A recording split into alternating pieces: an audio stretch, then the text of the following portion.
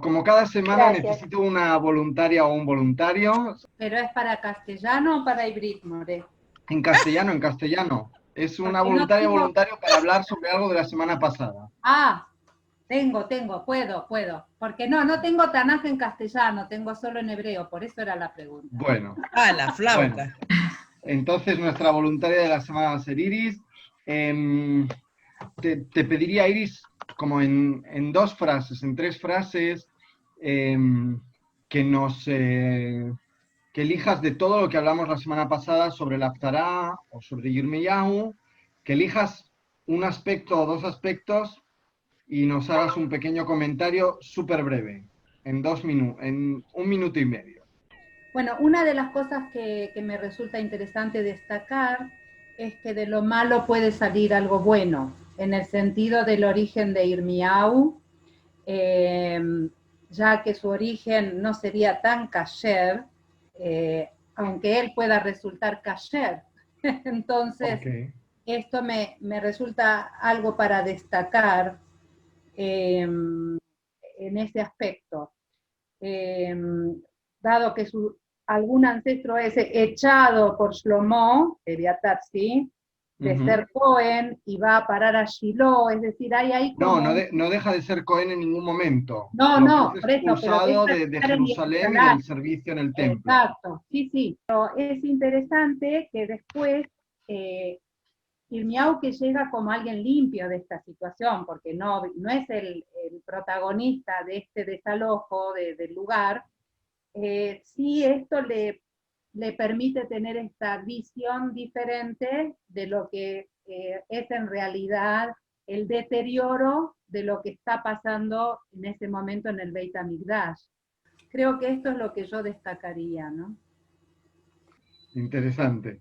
O sea, tú dices, él puede de alguna forma ser capaz de identificar si el servicio en el templo está siendo lo suficientemente Que sufrió un tal y como el deterioro. libro establece. Ok, Fue algo ok. que se mencionó, ¿no? En la clase, creo que usted en algún momento, en alguna frase lo sugirió, como que él tiene otra mirada al ser Claro, y a la él hace fuerza, lo que se denomina, lo comenté en antropología, azará.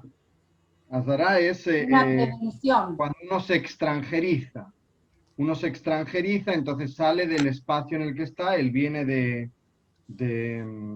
otro lugar con una serie de conocimientos y puede ser que hay cosas que le llamen la atención y puede analizarlas porque las ve desde fuera. Si Claro, yo soy del puede, espacio, del sitio, naturalizo lo que sucede. Gracias, Iris. ¿Os acordáis que el otro día una de las cosas que os comentaba era, o uno de los comentarios que hacíamos, era sobre la libertad de elección? Cuando le era dicho a Irmiyahu, eh, ya desde el vientre, desde que estabas en el vientre, antes de que nacieses, sabía cuál iba a ser tu papel, ¿no? De alguna forma. Y os decía que hay un cierto problema o hay una cierta dificultad con esta cuestión con este cierto determinismo. Parece que fuese determinismo, ¿no? Ahora, qué curioso que también, Iris, has mencionado el hecho de dónde procede Yirmiyahu. Yirmiyahu procede, por una parte, de una familia de Koanim que viven, que viven en el lugar al que fue expulsado Eviatar, y por otro lado también nos enseña el Midrash que procede de Rahab. ¿Ok?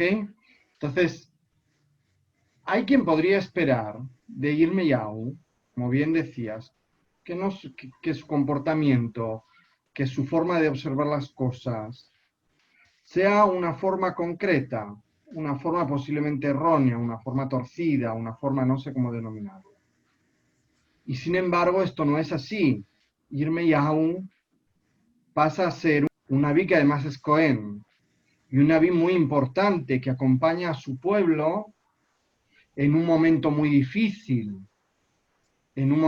difícil, que es el momento de la destrucción del templo. ¿Ok? Ahora, no solamente eso. Cuando Irmiyahu da un paso adelante para hacer todo esto, también es de alguna forma increpado. Alto mar nar anoji, perdón, alto mar nar anoji, porque no es Dios quien está hablando. Entonces, se le dice, no digas que no tienes esta capacidad. De alguna forma, ahí vemos que Yirmiyahu tiene la capacidad o la posibilidad de tomar una cierta decisión con respecto a su futuro. Y yo os comentaba que de verdad me hace tanto ruido y me incomoda tanto la idea de la incapacidad o de la imposibilidad de que la persona tenga la plena capacidad de decisión, que mencionamos a Frenkel. Frenkel, que os recuerdo, es un psiquiatra, ¿okay? Que es el fundador de la logoterapia, ¿okay? La persona que estableció la teoría de la logoterapia, y que además escribió un libro autobiográfico sobre su estancia en los campos de concentración. Ahora, es un libro muy interesante, ¿eh? Y que a pesar de la temática o a pesar del trasfondo del libro, es un libro que de alguna forma, al menos al final del libro, está cargado de esperanza. Está cargado de esperanza. Fijaos, en un espacio tan oscuro, por llamarlo de alguna forma, Frenkel consigue iluminar y generar un rayo de esperanza. Y fijaos lo que dice. Dice, la prueba de la vida en el campamento, en el campo, nos enseña que en las manos de la persona siempre se encuentra la posibilidad de elegir, de decidir qué es lo que va a hacer. Fijaos, en un espacio en el que la esclavitud es la realidad del día a día. Y entonces encontramos un gran número de ejemplos. Ejemplos en los que encontramos, por ejemplo, heroísmo. Y tenemos, por ejemplo, a personas como Rosa Robota, ¿ok? Rosa Robota que con otra compañera pasan cuchara, material para hacer explotar las incineradoras y las cámaras de gas. Fijaos qué cosa. También esto nos demuestra que podían sobreponerse a la apatía, ¿ok? Y también, como de alguna forma, apagar la regizut, como el disgusto, ¿no? Dice, la persona es capaz de conservar siempre, aunque solo sea una pequeña traza de libertad espiritual. Fijaos, de libertad espiritual, incluso en las condiciones más extremas, ¿ok? Tanto físicas como espirituales, etc. Él no nos ahorra de ninguna forma el dolor que existe. Él no nos lo ahorra. Él nos cuenta que hay gente que vuelve a su casa y que no tiene a dónde volver, y que hay gente que retorna a su familia y que su familia ya no se encuentra, y que esa gente queda destruida, etcétera, etcétera. Pero él dice que en la vida dentro del Mahané, del campo de concentración, lo que descubre es que la persona siempre tiene, aunque solo sea un pequeño ápice o una pequeña capacidad, siempre le queda esa capacidad para elegir qué va a hacer y cómo se va a comportar. Creo que es un gran mensaje. Sí, Iris. Sí, solo mencionar que creo que todavía nos falta, después de él, trabajar sobre todo nuestro pueblo, porque no está dicho qué efecto tuvo sobre los que no estuvimos en el campo, y hablo de nuestros abuelos, que estaban lejos y que vivieron la desinformación o la impotencia de poder sacar a su gente de allí. Es una cuestión compleja, muy compleja, que aún falta mucho por estudiar, por investigar bueno, yo creo que está en nuestras manos, por un lado, ¿no? Está en nuestras manos continuar con este trabajo de investigación, de exploración, pero también está en nuestras manos intentar escuchar a aquellos que estuvieron y nos dejaron su testimonio y tratar de aprender de ellos. Y es lo que yo quería, digamos, no quería ir hacia el asunto de la Shoah concretamente, sino que quería quedarme en esto que nos enseña concretamente en este aspecto que tiene que ver con la libertad personal, con la libertad de elegir de la persona que nos enseña Frankel. ¿Ok? Bueno, y una vez ¿por qué traía esta idea? Porque llegamos a nuestro amigo Yoshua bin Nun. Yoshua bin Nun, que va a ser el encargado de conducir al pueblo, ¿ok? Por llamarlo de alguna forma, de liderar el pueblo, al pueblo de Israel, en el comienzo de su entrada en la tierra de Israel. ¿Y por qué digo el comienzo? Porque vamos a ver la semana que viene que la, la conquista del espacio no concluye en la época de Joshua bin Nun, ¿ok? Sino que hay una etapa posterior y vamos a ver la diferencia entre el liderazgo de Joshua, que parece indiscutible, o que es bastante indiscutible, y los tipos de liderazgo que van a venir o que vamos a ver después. Bueno, comenzamos. ¿Qué es lo que sucede con Joshua bin Nun? En la época de Joshua bin Nun, el pueblo de Israel es conducido hasta la entrada de la tierra y allí Moshe se despide. Ahora fijaos qué es lo que nos dicen nuestros sabios en el Talmud.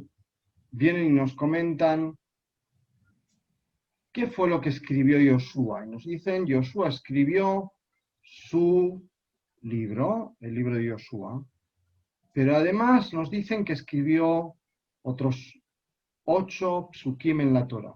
Y así nos dicen. Yoshua escribió su libro, el libro que lleva su nombre, y 8 psukim, 8 versículos de la Torah. Y dicen, repetimos, fue estudiado, ¿de dónde vienen esos 8 psukim? ¿Por qué sabemos que son 8? Dice, ¿cómo sabemos que los escribió Yoshua? Dice, pues está escrito, Vayamot Sham Moshe Eved Adonai. Y murió o falleció allí Moshe, el siervo de Dios. Y entonces nos dicen, o elevan una pregunta que es, ¿y es posible que Moshe haya muerto y escriba y murió Moshe? Sino que tuvo que escribirlo desde este momento, desde el momento en el que fallece Moshe, tiene que haberlo escrito Yoshua bin Nun. O sea, fijaos, qué interesante. La obra de la Torá es la obra de Moshe. Pero en el último minuto es también la obra de Yoshua bin Nun.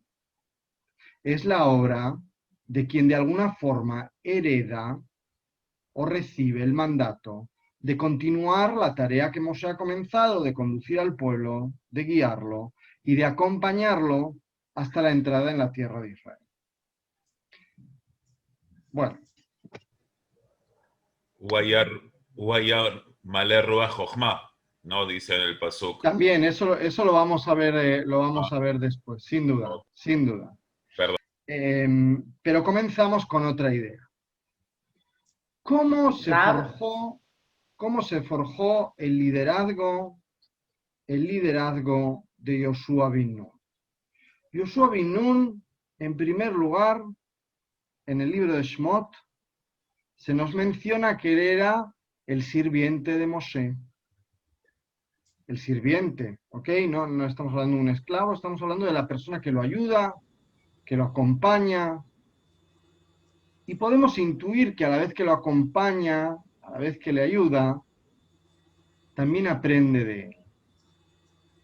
Yoshua bin Nun, desde el Meajoray Abamá, desde entre bambalinas, observa y ve muchos de los sucesos que tienen que ver con esta evolución del pueblo, desde un pueblo esclavo o un pueblo esclavizado, hasta un pueblo que comienza a estar preparado para ser libre y autónomo.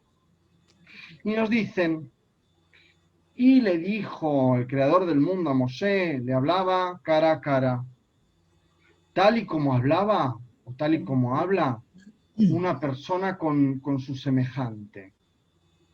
Y entonces regresó regresa Moshe al campamento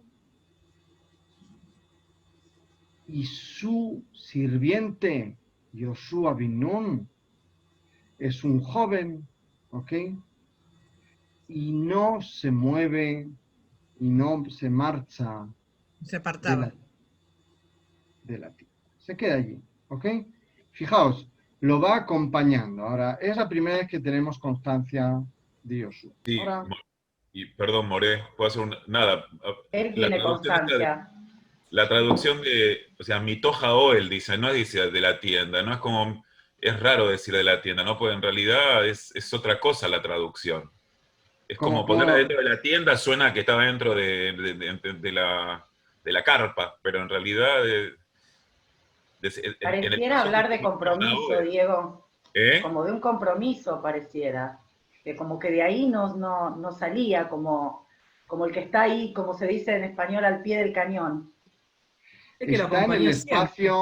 está en el espacio más íntimo de Moshe. Ni Ajá. siquiera los Está hijos. presente en el espacio más íntimo de Moshe, sin Tal duda, cual, como dice Gabriela. sin Porque duda. los hijos no se supo más nada. Es como que este ser ocupó, digamos, una. Y yo, de hecho, yo creo que Moshe cuando muere es como que lo acomodó para que quede él porque estaba seguro. Es como si uno tiene varios candidatos, el pollo de Moshe era Yoshua, digo yo. Bueno, es la demostración clara de que hay cosas que no se heredan o que no deben heredarse por consanguinidad, pero además nos enseña que en esta transmisión del liderazgo, en esta transmisión de la responsabilidad, él era invitado a entrar o a ser parte del espacio más íntimo de Moshe. Estuvieran sus hijos y su esposa o no, ¿ok? Fijaos, eso no cambia nada. Digamos, cambia evidentemente a nivel personal la situación de Moshe, pero lo que quiero decir es que lo que hace es comparten ese espacio más íntimo y Yoshua está ahí. Entonces hemos visto por una parte que Yoshua es invitado a el espacio íntimo de Moshe, pero que además Yoshua está presente en esos momentos tan importantes y también en los momentos cotidianos, o sea, en los momentos de grandeza y en los momentos que tal vez no son de tanta grandeza.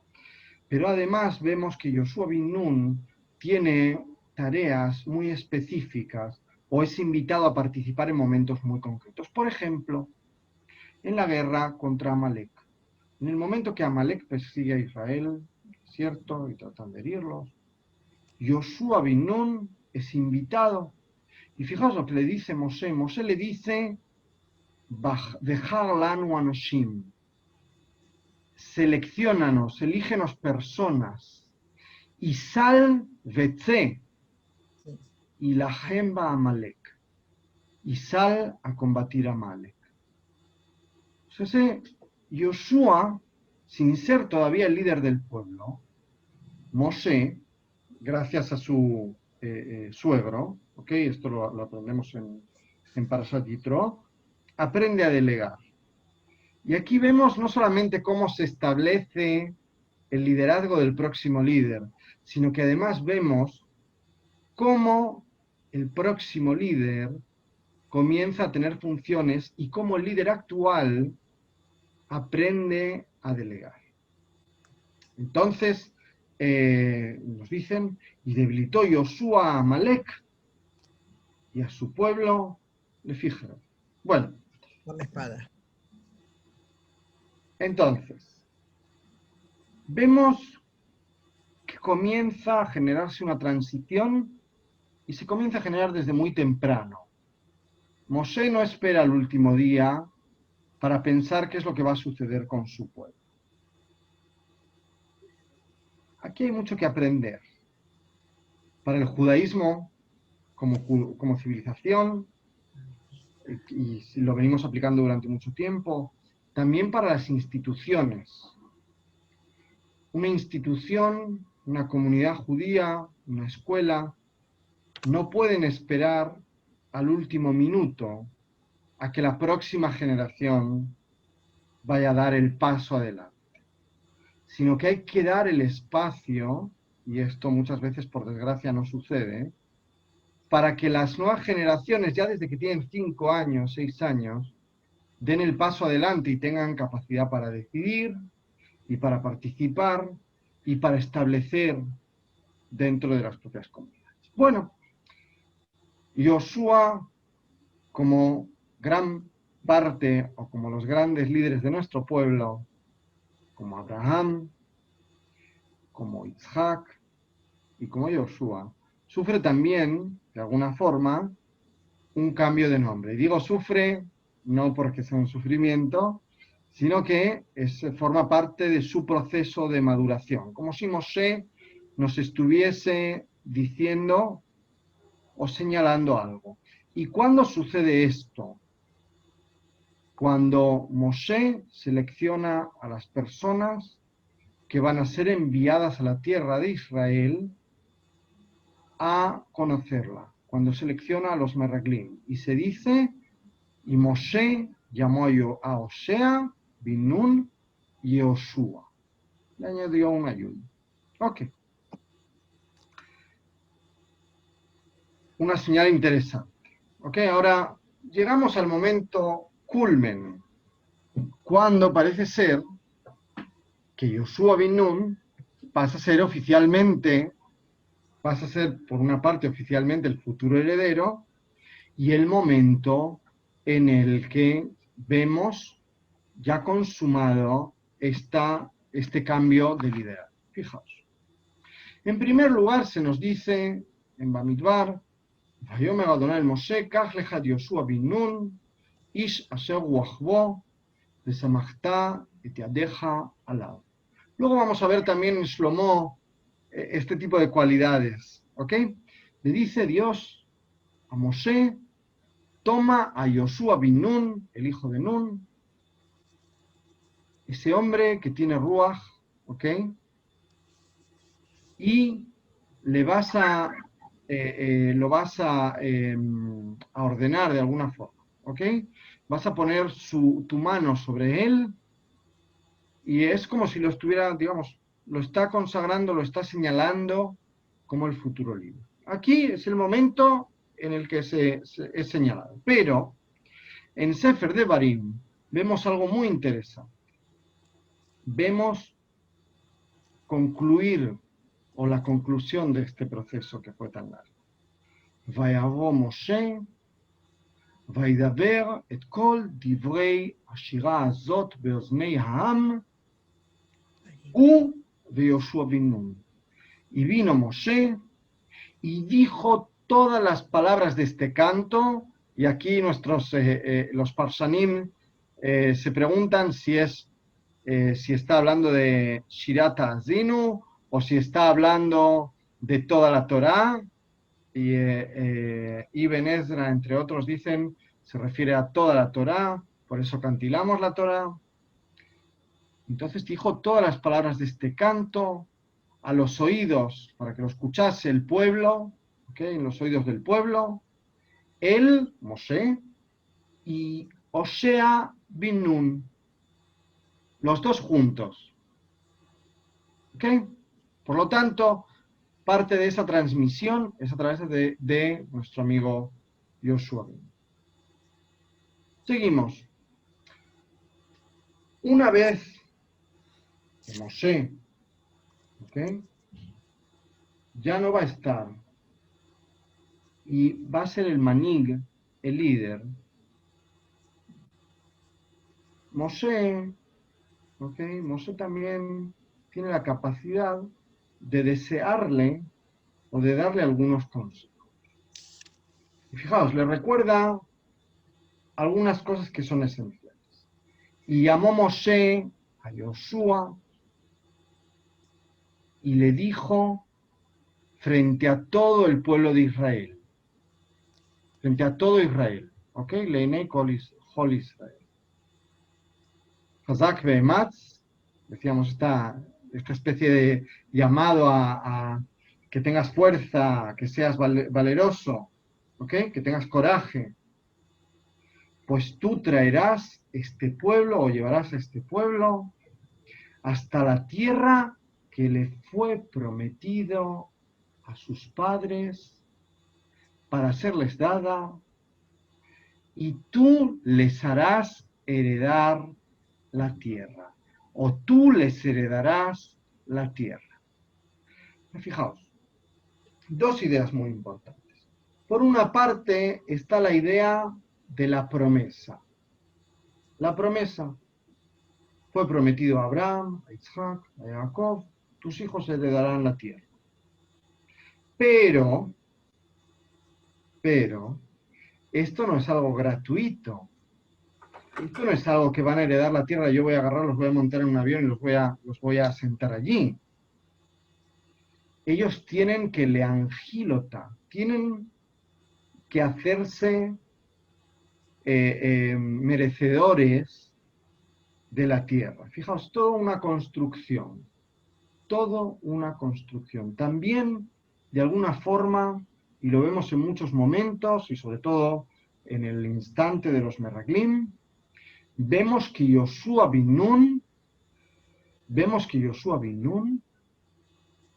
se va ganando o va forjando su espacio, va forjando su liderazgo.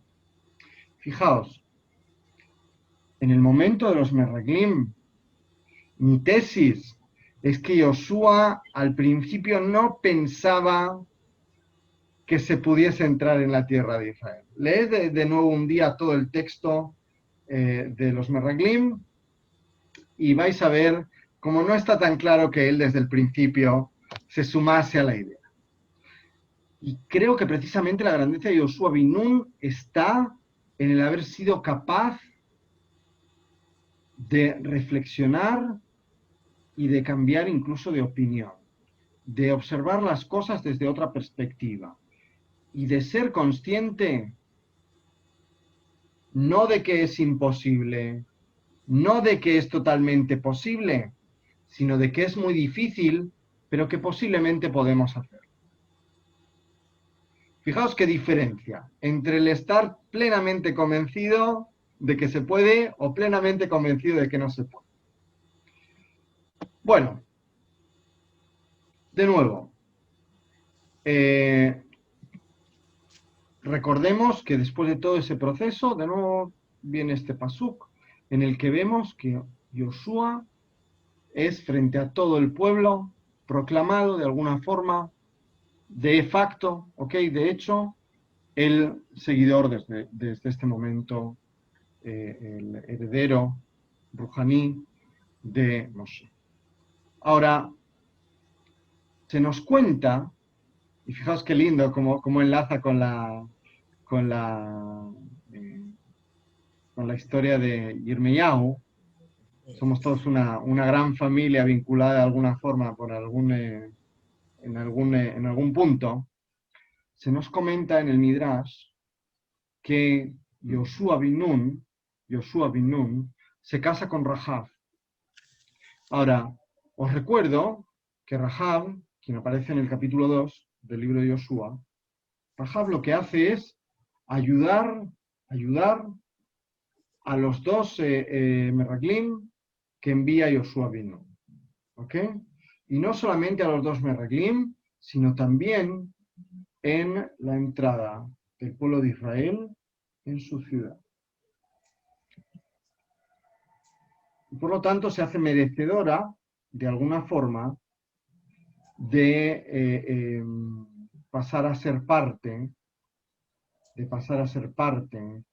de la familia. ¿Okay? Ahora,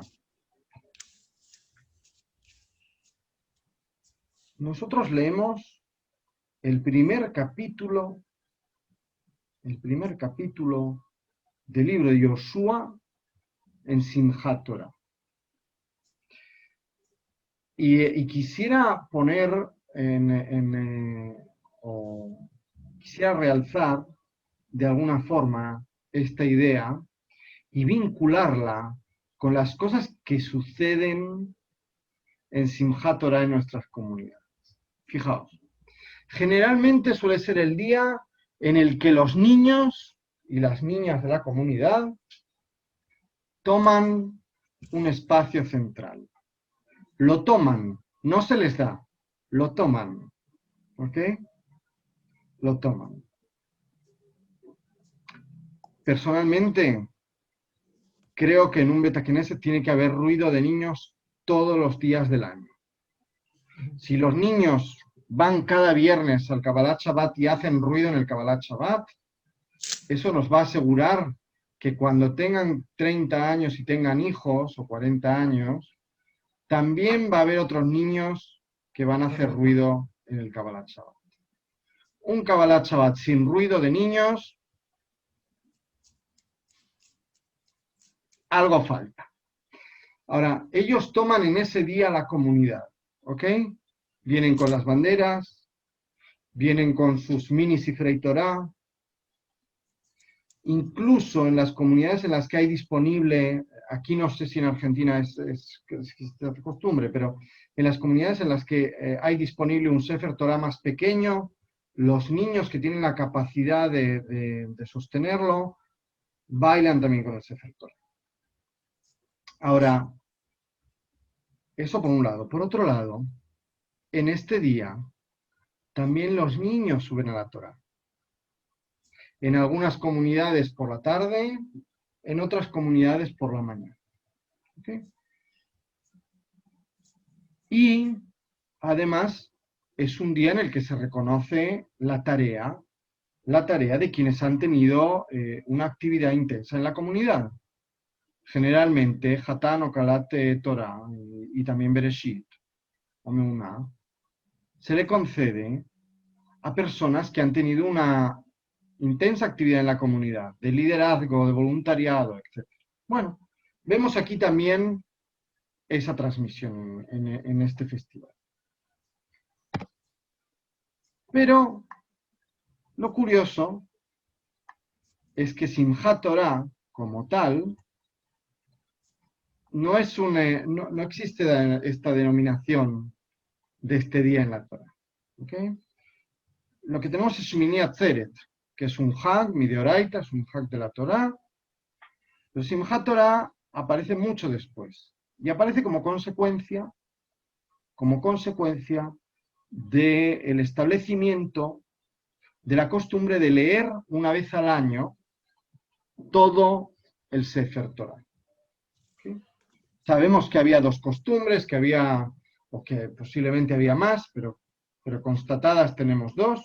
Una costumbre que era leer en 3 años y medio, ¿ok? Por lo tanto se leía aproximadamente 1/3 del Sefer Torah cada año. Y otra costumbre que era cerrar el ciclo anual. Ahora, después de esa especie como de encuentro, ¿no? Para discutir, para ver qué es lo que sucede, con el tiempo se va estableciendo una costumbre uniforme, y se termina consagrando de alguna forma que el ciclo es anual. Ahora, fijaos, por primera vez, escuchamos hablar sobre este tema de cerrar una vez al año la lectura y, sobre todo, el nombre de Simchat Torah aparece por primera vez en los escritos del Rabbi Yitzhak ben Rabbi Yehuda y ben Gayat, ¿ok? En España, en el siglo XI. Y él escribe en Ilhot Lulav. Él escribe sobre Alajot, sobre Lulav, sobre la mitzvah en Sukkot de Lulav, y dice: acostumbramos o acostumbran en este día, ya que terminamos de leer la Torá, debido a eso acostumbramos en este día a hacer como un poco de fiesta, ¿no? A alegrarnos, ¿ok? En torno al Sefer Torah. Y decimos Divrei Shevach, como alabanzas y gracias, y agradecemos en honor de los libros de la Torah, de los rollos, ¿ok? Y se dicen todo tipo de alabanzas y nos alegramos. Y también se llama, digamos, Simchat Torah. Eso que nos dice al final. ¿Ok? Y es denominado este día Simchat Torah. El kinui del día es Simchat Torah. Bueno, siglo XI, ya tenemos una costumbre que más o menos parece ser que ya se ha universalizado dentro del pueblo judío, la de lectura anual, y ya escuchamos por primera vez el nombre de Simchat Torah. Con el tiempo, esta denominación, Simchat Torah, se extiende hasta el punto que Yosef Karo la recoge en el Shulchan Aruch. Y nos dice: y al último día festivo, al último de Yom Tov HaAchagón, lo llamamos Simchat Torah, debido a que nos alegramos y hacemos una comida, una seudá, un banquete, por la conclusión de la Torah. Fijaos qué interesante. Si yo os preguntase ahora cuál es el significado de Shmini Atzeret, tendríamos que remitirnos a un montón de midrashim y de explicaciones, porque en la Torah no se nos dice o no se nos da gran detalle. Es el último día, es el día octavo, y es un día festivo. Y vienen nuestros sabios, nuestros rabinos, a lo largo de la historia, y dicen: bueno, tenemos Shmini Atzeret, ¿ok? Lo unimos con Simchat Torah, de alguna forma. Vamos a celebrar, vamos a conmemorar, no solamente que cerramos, ¿ok? Atzeret, que cerramos las grandes fiestas, el tiempo de la redención y del perdón, Sukkot, etcétera, etcétera. Coincide también con que cerramos el ciclo de lectura anual. Y esta es una idea muy interesante que después, en las Galuyot, ¿ok? En las Galuyot, lo que sucede es que además tenemos Yom Sheni Shel Galuyot. Y por lo tanto, Simchat Torah va a coincidir de otra forma. Va a coincidir, nos dice aquí, en el segundo día del festival en Galuyot. Y en Israel, evidentemente, en el Shmini Atzeret. Bueno, ahora, ¿por qué la alegría? ¿Por qué la alegría? ¿Por qué alegrarse tanto? Podríamos alegrarnos por 1.000.000 de cosas más. Siempre que cerramos un ciclo de estudio, lo hacemos de verdad con una celebración. Terminamos de estudiar un masejet en el Talmud, hacemos una seudá en honor del cierre. Terminamos, nos alegramos. Fijaos lo que nos dicen, lo que nos cuentan en el Midrash, en Shir Hashirim Rabbah. Vayakot Shlomo veine Halom, vayavo Yerushalayim, vayamod lifnei Aron Habrit, Brit Hashem, vayal olot, vayash shlamim, vayash mishte lechol avadav, amar Rabbi Eleazar, mikan shosim seuda lekomra shel Torah. Entonces nos dicen, ¿por qué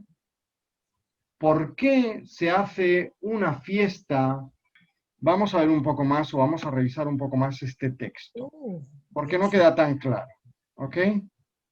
Entonces, yo lo que vengo a deciros es que nos alegramos por la sabiduría. No sé si alguien tiene ahí un Tanaj completo en castellano, que vaya buscando en el libro de los Reyes, el capítulo 3, en el primer libro de los Reyes, el capítulo 3. ¿Qué pasó? Desde el primer pasú. Y nos vas a leer hasta el 15. Y en castellano. En castellano. Y Salomón se emparentó con Faraón, Paró, rey de Egipto, al tomar por mujer a la hija del Faraón. La trajo a la ciudad de David, donde estuvo hasta que terminó de edificar su propia casa, la casa del Eterno y el muro de Jerusalén alrededor. Ahora bien, el pueblo sacrificaba en los altares santuarios al aire libre, porque no había casa construida para el nombre del Eterno hasta aquellos días. Y Salomón amaba al Eterno y andaba en los caminos de David, su padre, pero brindaba sus sacrificios y ofrendas en los altares. Y el rey iba a Gibón para ofrecer sus sacrificios, porque ese era el altar principal. 1000 holocaustos ofreció Shlomo sobre ese altar. En Gibón se le apareció el Eterno a Shlomo una noche en sueños, y dijo Dios, pídeme lo que quieres que te dé. Y le respondió Shlomo, te mostraré infinitamente bondadosa para con tu siervo David, mi padre, conforme él andaba ante ti en verdad, en justicia y en rectitud de corazón contigo, y le hiciste la gran merced de darle un hijo para sentarse en su trono, como hoy soy reinando. Y tú, oh Eterno, Dios mío, has hecho a tu siervo rey en reemplazo de David mi padre, y yo no soy más que un niño. No sé cómo salir ni cómo entrar. Y tu siervo está en medio de tu pueblo que has escogido, un gran pueblo que no puede enumerarse ni contarse por su multitud. Por tanto, da a tu siervo un corazón comprensivo para juzgar a tu pueblo, para que yo pueda discernir entre el bien y el mal. Pues ¿quién es capaz de juzgar a tu gran pueblo? Y este discurso agradó al Eterno por haber pedido Shlomo semejante cosa.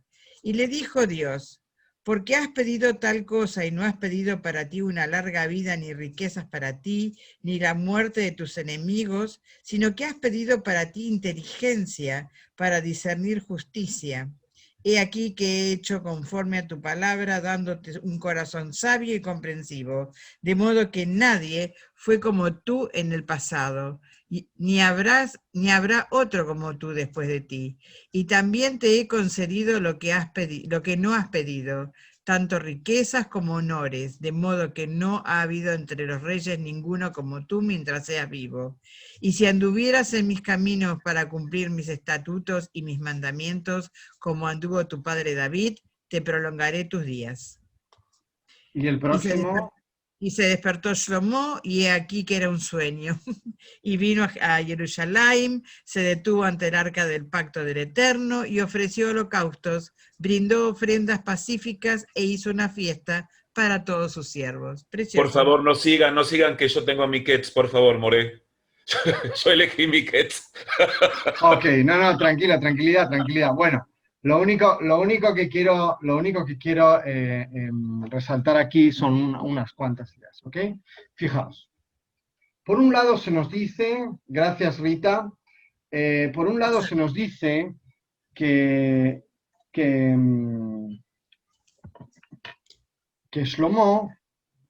Shlomo amaba a Dios, ¿ok?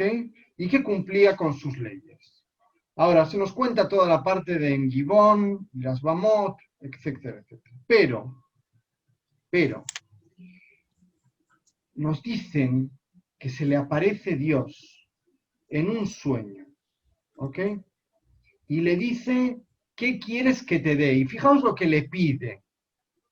Dice, tú, o sea, primero le hace una introducción bastante larga antes de pedir, pero dice, tú pusiste a tu hijo o a tu siervo David,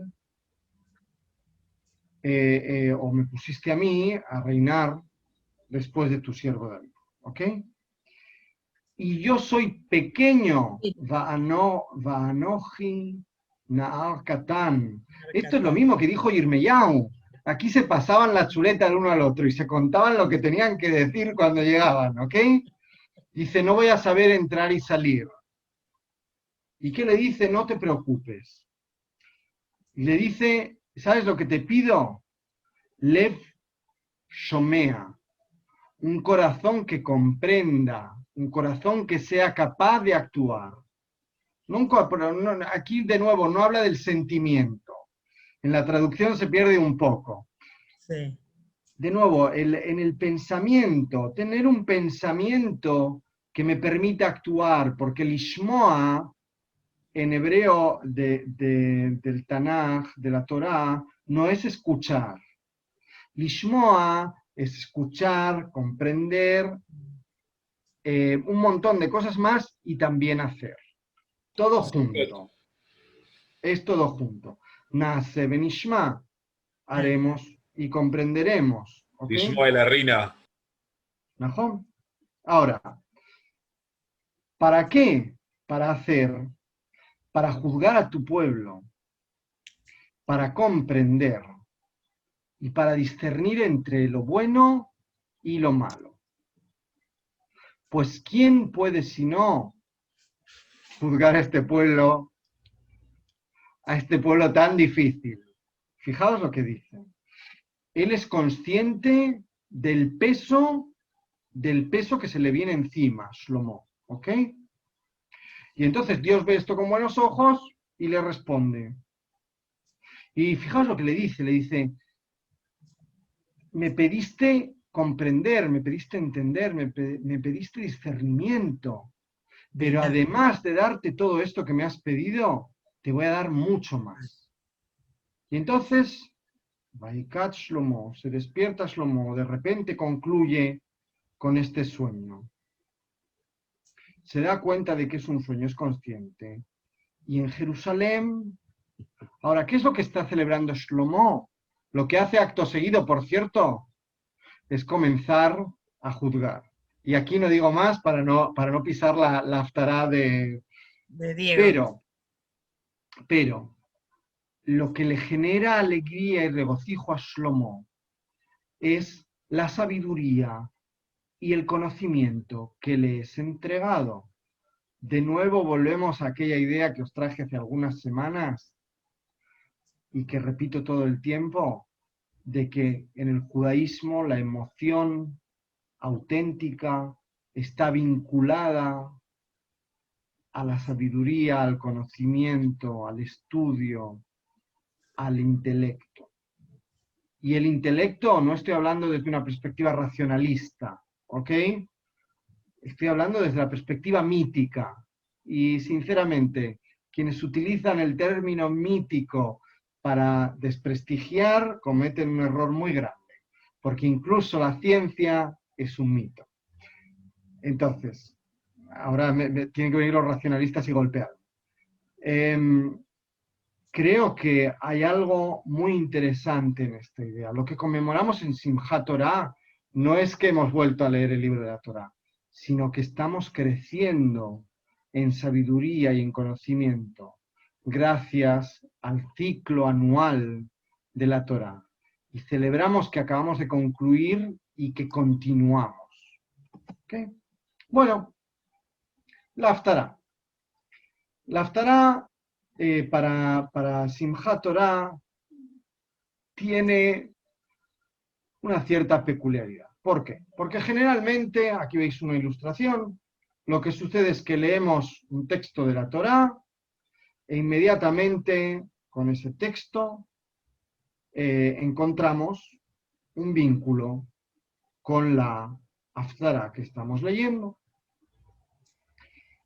¿Qué sucede cuando tenemos una parashá, un maftir especial? Generalmente, excepto en el caso de aquella costumbre que creo que os mencioné ya en una ocasión, de sacar un Sefer Torah especial por un matrimonio, generalmente lo que sucede es que la Haftará viene vinculada al maftir, ¿ok? Cuando es un maftir especial. Pero aquí sucede algo extraño. Porque nosotros terminamos con Bezot HaBerajá, es la parashá que leemos en Simchat Torah. El maftir es del Sefer Bereshit y la Haftará es relacionada con Yoshua. ¿Ok? Es la Haftará de Yoshua. Ahora, hay un cierto corte, porque esperaríamos, por lo tanto, si el maftir es el maftir de Bereshit, esperaríamos que la Haftará tuviese algún vínculo con lo que se relata en el primer capítulo de Bereshit. Pero no es así. Se continúa la historia de Yoshua. Y fijaos lo que hace nuestra tradición aquí. Imaginaos una centrifugadora, ¿ok? Una máquina que está dando todo el tiempo vueltas. O imaginaos una persona caminando en círculos durante toda su existencia. Lo que viene a hacer la Haftará es que en ese mismo momento que ya hemos dado el paso y estamos de nuevo en Bereshit, ejerce una especie de fuerza centrífuga y nos hace mirar hacia afuera y decir, espera, uy, estaba Yoshua bin Nun y todo lo que viene después. ¿Ok? Lo que viene a hacer la Haftará es a romper un poco el ritmo de lo que está sucediendo. No es la primera vez que esta pregunta se plantea, ¿ok? Del vínculo y cómo vincular y cómo... Porque de verdad hay una cierta dificultad. Porque además no parece que esté tan claro que tuviese que ser ese tema. Porque estamos en Shmini Atzeret. Estamos concluyendo la lectura de la Torá. En Shmini Atzeret. En el cierre, en el culmen de las festividades que tienen que ver, como decíamos antes, con el perdón, con la redención, con el comienzo del nuevo año. Bueno, por lo tanto, ya en el pasado hubo quienes se preguntaron qué Haftará hay que leer. Fijaos, un tema que encontramos en Bezot HaBerajá es la visión o la imagen del Creador como el guardián de Israel, como el guardián de su pueblo. ¿Ok? Ashreja Israel, mi jamoja, am noshaba Adonai. Israel, qué afortunado eres. ¿Quién es como tú? Un pueblo que fue salvado por el Creador. ¿Quién es tu protector y tu ayuda? ¿Ok? Etcétera, etcétera. Bueno, en este sentido, ¿ok? Tenemos la Haftará que establecieron los sabios en su momento, porque recordáis que dijimos que no establecieron todas las Haftarot, pero hubo algunas que sí las establecieron. Y es también del libro de los Reyes, del primer libro de los Reyes, en el capítulo 8. ¿Ok? Y de nuevo tenemos aquí un relato que tiene que ver precisamente con eso. ¿Ok? Pero también con, fijaos, Ve'ata tishma hashamayim ve'asita ve'shafatta et avdecha le'arshia rasha latet darko berosho uleatzdik tzadik latet lo ketzidkato. Aquí vemos el castigo y la recompensa. ¿Ok? Ahora, se nos dice, incluso se habla de los enemigos de Israel. Y dice, Veshavu eleja, veodu et shemeja. Y volvieron a ti y reconocieron tu nombre. Veitpalelu, veithanenu, eleja, babait hazeh, del templo. Dice, y rezaron y rogaron, te rogaron en esta casa. Y tú, escuchaste y perdonaste sus faltas y los hiciste volver a la tierra que le diste a sus padres. Fijaos, esta es la haftará que en su momento establecieron nuestros sabios en el Talmud. Pero parece ser que hubo un cambio, como así hubo. Y Moreto, perdón, eso es Sefer Melahim que... Perek Het. Primer libro de los Reyes. Abajo dice, Dieguito. Sí, por eso no lo veo, no sé por qué. Oye, Melahim espera, a ver. Aleph Het Ahí lo Haf Bet. tienes. Es en el Perek Het, ¿ok? Bueno. Por lo tanto, qué afortunado eres Israel. ¿Ok? Bien. Ahora, avanza el tiempo y parece ser que hay un pequeño cambio y deciden, o hay una decisión de fijarnos dentro de la parashá Vezota Berajá, y os recuerdo, no es el maftir, es la parashá. Y le dijo a él Dios, a Moshe, le enseña la tierra. Esta es la tierra que le prometí a Abraham, a Isaac y a Jacob cuando les dije, a tu simiente se la daré. Acabo de enseñarte la tierra y no vas a entrar. Esto es lo que le dice a Moshe. Fijaos, hasta aquí nos dicen nuestros sabios, escribe Moshe. Entramos en el Tejum de Yoshua ben Nun. Y murió allí Moshe, el siervo de Dios. Y entonces avanzamos un poco más. Y Yoshua ben Nun, que está, fijaos, Malewah Jochma, está lleno de sabiduría, de un espíritu sabio. ¿Por qué? Porque Moshe puso su mano sobre él. ¿Qué quiere decir esto? Porque estuvo con Moshe, porque Moshe compartió con él. Moshe no pretendió que Yoshua ben Nun fuese Moshe 2. No. Moshe compartió el espacio con Yoshua ben Nun, incluso el espacio más íntimo, para que él aprendiera. Y seguro que Moshe también aprendió de Yoshua y lo reconoció. ¿Ok? Entonces, y le escucharon los hijos de Israel e hicieron lo que les ordenó Dios, lo que le ordenó Dios a Moshe. Y aquí nos dicen en la famosa afirmación, llegamos a la famosa pasuk, Lokam Naviot be Israel que Moshe. Fijaos, aquí aprendemos algo muy interesante. Por eso yo os digo que Moshe no pretendía que Yeshayahu, que Yoshua ben Nun fuese una copia de Moshe.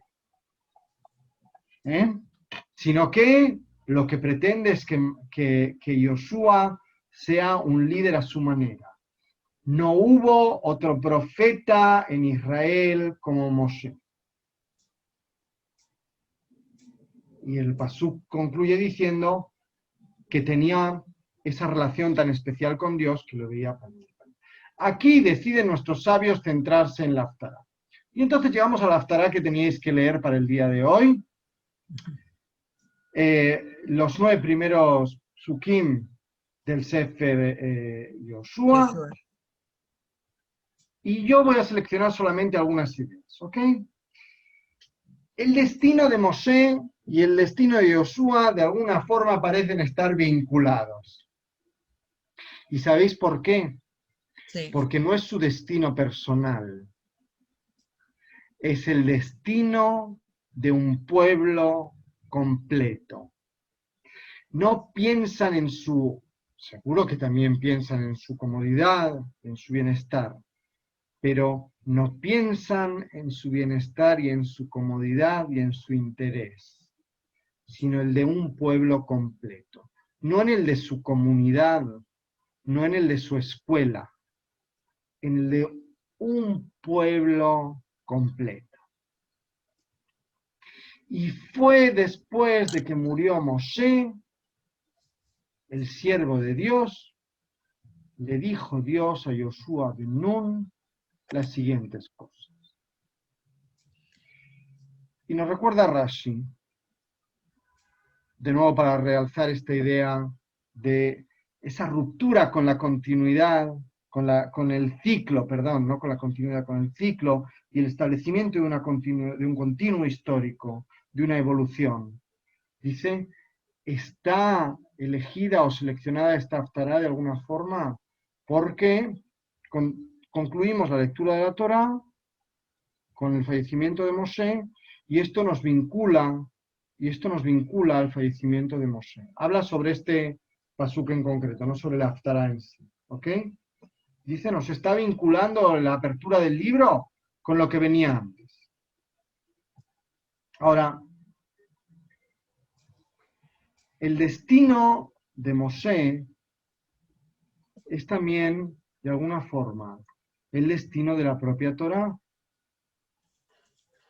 y también de Yoshua en su nueva tarea o en la continuación de su tarea, porque su tarea es preocuparse por su pueblo en el puesto en el que esté. Moshe, mi siervo, ha muerto y ahora tú levántate, cruza el Jardín, tú con todo el pueblo, y llega a la tierra que yo te estoy dando, o que le estoy dando a los hijos de Israel. Avor et Yardén. Yardén viene del Leshon Yerida, ¿ok? Y generalmente se dice porque el río viene bajando. Pero fijaos qué otra idea podemos sacar del concepto Yardén, Yerida, descenso. Un río erosiona el paisaje y genera un badem, un surco. En la vida y también como pueblo, atravesamos muchos de estos surcos. Fijaos lo que dice, Abore Tayardem, pasa el surco, pasa este surco, baja y sube de nuevo para llegar al otro lado. Pasa este aislamiento, que ya se nos hace largo. Lo vamos a pasar y vamos a llegar al otro lado. Y la sabiduría va a estar en haber sabido aprender de esta situación. Y yo creo que todos vamos a aprender un montón. Le dice, hazlos pasar. Algo que nos vincula con el tiempo que se acerca, el tiempo de la dulzura, Rosh Hashanah y las grandes fiestas. Fijaos, dice. Os traigo un midrash que está fundamentado en otros midrashim. Le dijo Dios a Yoshua, dicen, tiene que ver esto que le dice con lo que está escrito. El que cuida, el que produce la tená, el higo, comerá el fruto. ¿Okay? El que de alguna forma cuida el árbol que da los higos, va a comer el fruto. Y dijeron nuestros sabios, repitieron nuestros sabios, el que ve una higuera en un sueño, Estoy en su clase. Torá ¿Qué te llamo? se mantiene. Pues está escrito que el que sostiene, ¿ok?, de alguna forma la higuera, va a comer sus frutos. Otra idea. ¿Por qué fue comparada la Torá con la higuera? O con el higo en este caso. Porque todos los frutos tienen algún tipo de residuo. Los temarim tienen ese hueso que llevan por dentro. Las uvas tienen las pepitas. El rimón, el granado, tiene la corteza. Pero la tená se come o es buena para comer completa. El higo se come entero. Fijaos qué lindo. Y así las palabras de la Torá no tienen ningún tipo de desperdicio. Bueno, vamos a parar nuestra reflexión sobre Yoshua Ben Nun aquí. Solamente quería compartiros otra idea más, porque estamos en el Ul y es un tiempo muy especial que yo creo que tenemos que aprovechar para hacer un gran trabajo interior. Hay una oración, una tefilá, ¿ok?, de Rabbi Elimelech Milisansk, que fue un gran rabino jasídico en Polonia, que fijaos lo que dice. Voltéanos, danos la vuelta, gíranos. Dale a nuestros corazones, o haz que nuestros corazones sean capaces de ver las cosas buenas que están en los demás y no las cosas que les faltan. Que hablemos con cada una de las personas rectamente, o sea, de una forma directa, y de la forma que tú quieres, o sea, con neimut, con cariño. Y que no haya ningún odio en nuestro corazón contra nuestros amigos. Y que nos vinculemos a ti a través del amor, ¿ok? Que sea más fuerte nuestro vínculo contigo, tal y como tú sabes si quieres. Que seamos, o que sea todo, Najat Ruach, tranquilidad,